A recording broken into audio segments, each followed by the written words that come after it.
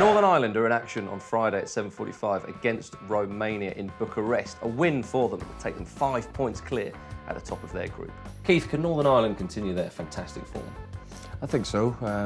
3 wins out of 3 is an incredible start. Something Northern Ireland haven't ever done, I don't think, in a qualifying campaign. Away to Romania, tricky. Yeah, a tricky one. yeah, it's going to be tricky. Romania probably aren't the side that they were maybe years ago.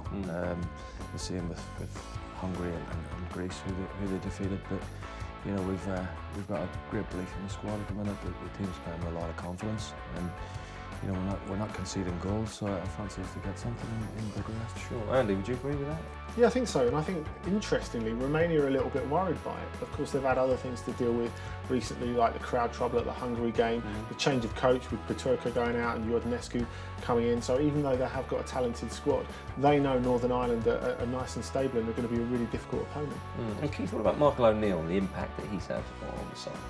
Yeah, I think a lot of people, you know, are a little bit worried about the way the team were performing when he first took over, but I think he was building a lot from grassroots, you know, trying to blood a lot of players, and you know, it's worked, and as I said, they are playing with a lot of confidence at the minute, and you know, we've got right through the spine of the team players that are playing, you know, at the top of the game at the minute. You know, the likes of Steve Davis, who's very important to us, Kyle Lafferty as well. So right through the spine of the team, the players, you know, are performing. Yeah, absolutely. Andy, you've been impressed with Michael O'Neill and what he's done with Northern Ireland? Yeah, I really have, and again, I think it's something that started in the World Cup qualifying campaign. You know, they gave Portugal a game twice. Yeah. So you know, especially in the last match at the old Windsor Park. So there was definitely something to build on there. I don't think anyone really expected them to build on it to this extent, but they've done brilliantly.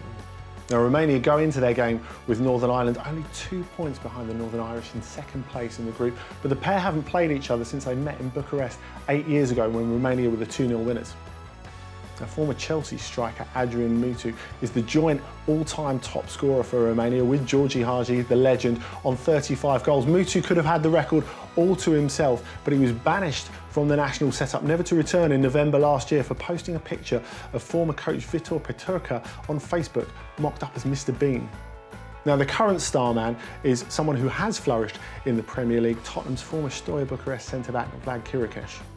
So, Keith, how's the game going to go? I think give us a score prediction. I think we can get a draw out of it. I think a 1-1 would be a great result for us. You know, as I say, Romania aren't the side they used to be, but you know, if we can sort of just get a point out of this game, you know, a defeat wouldn't be the end of the. Of course, yeah. You know, because we're sitting on 9 points as it is. But I still think we can get a point out of it. Possibly Northern Irish's toughest game. Yeah, I think it is probably the toughest of the remaining games, even if Greece are going to come back at them in Belfast. I think they're obliged to. But this is different. It's a huge new stadium at the National Stadium in Bucharest, so it would be a brilliant occasion. But they've shown that they can get up for that already in Hungary and Greece. I fancy a 1-1 draw. 1-1 draw round it. I've seen Romania in the past. They're going to cause a problem. They've got a problem there, right?